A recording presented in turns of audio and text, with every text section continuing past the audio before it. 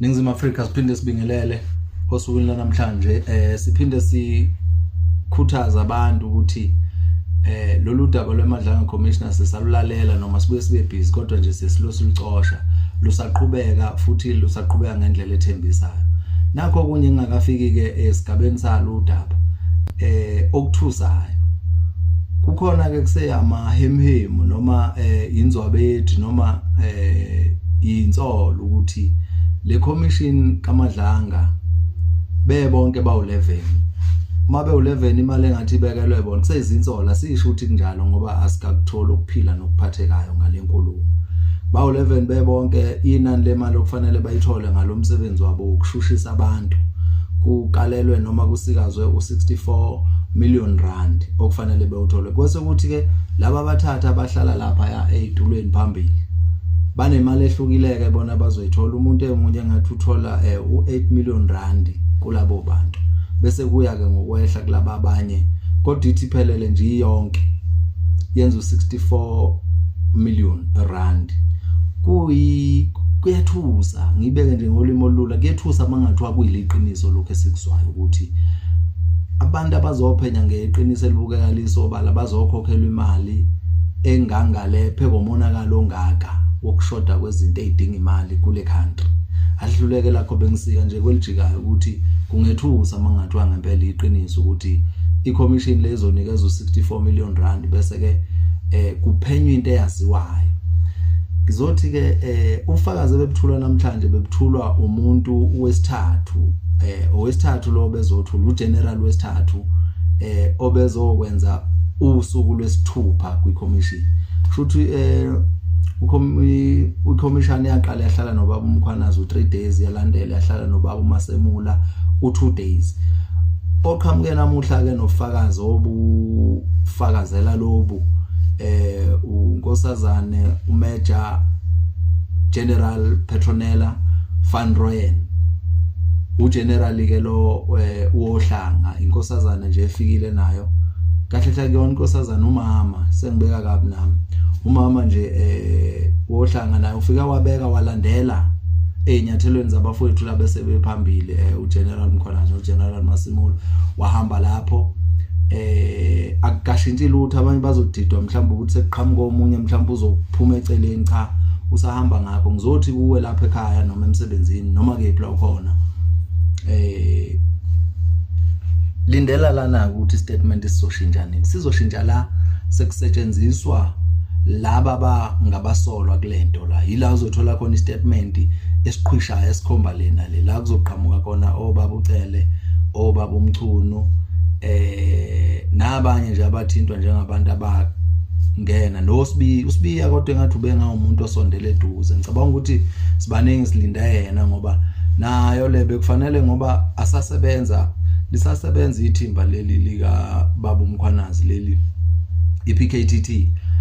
bekufanele mayilokho isebenza nabo beshushisa lamakutholakala ngempela uthinda ihlangana baqhubeke babophe kulate kubukeka kulate mangathiwa sizolinda lento le u3 to 6 months even a year bengaboshiwe mungakanani umonakala abazowenza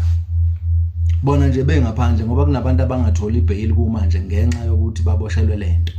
lo ngaphandle lo monakalo obalekelwa kulo nganikwa ibail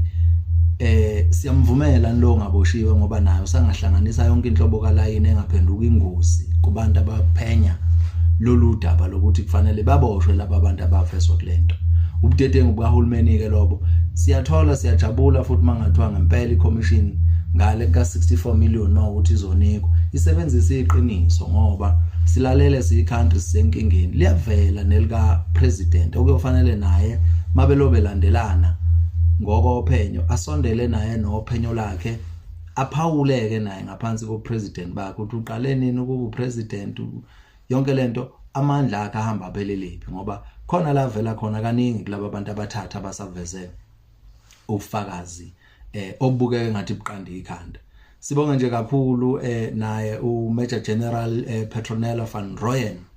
buhle ufakazi abulethile abuthusi umuntu buqondile nje ububeke njengomama impela osekhulile nokhululekile emsebenzini wakhe. Siyabonga kakhulu, siyathemba futhi ukuthi beyibonkana nabebala lakhe bayayibona lento, bayalifuna ushintsho.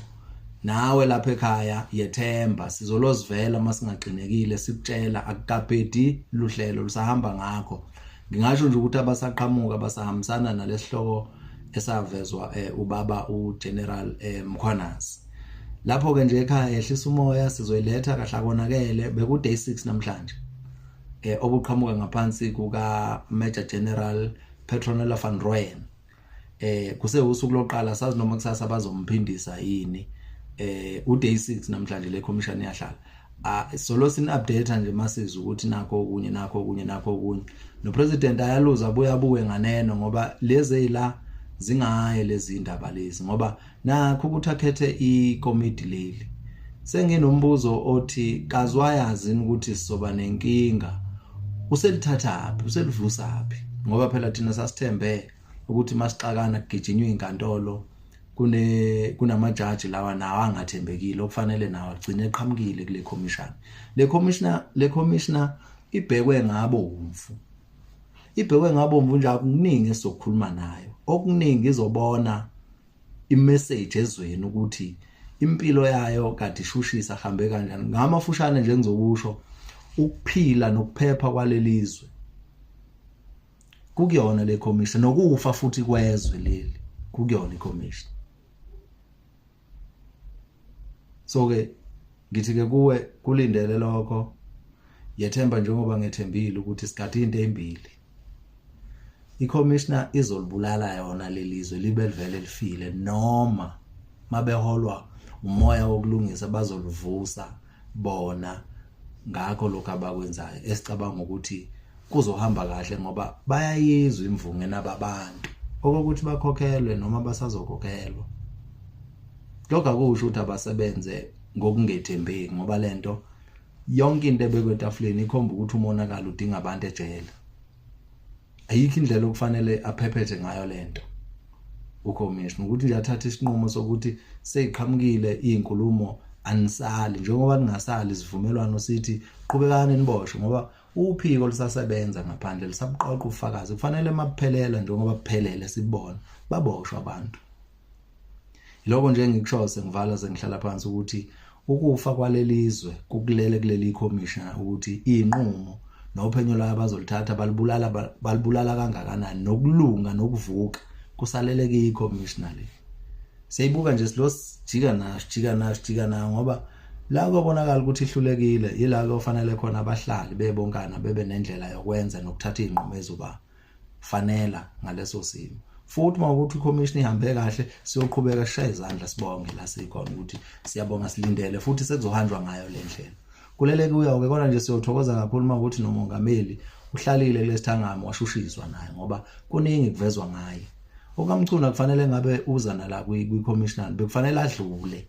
abheke ejele ngoba nalaye inkonfeni zabo neqembu lakhe mahaba amazwi akhanqunu akuona amazwi omuntu okhombisa ukuthi unephutha elivezwa abantu abaningi bonke bayamzonda wenzeni kubantu bonke kusho uphonile ngobonile akajeze naye. Siyabonga.